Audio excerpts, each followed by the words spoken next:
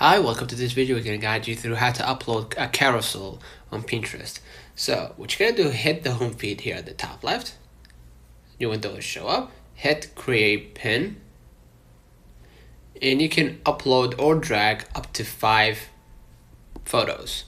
So let me just double click here and select 5 random photos.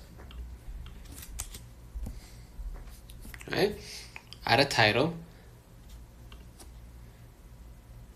In the description, obviously, and add a link to the product or service, and choose a board, books, home kitchen, t-shirts, whatever, and the tag topics. So if it's shoes, gonna just say summer shoes, right? Hijab, for example, if it's related, right? Don't add random things. Right, and more options here to allow people to comment, show similar products, etc. Okay, and you can see that it is automatically created, the carousel. Right? Now all I gotta do is just hit publish here.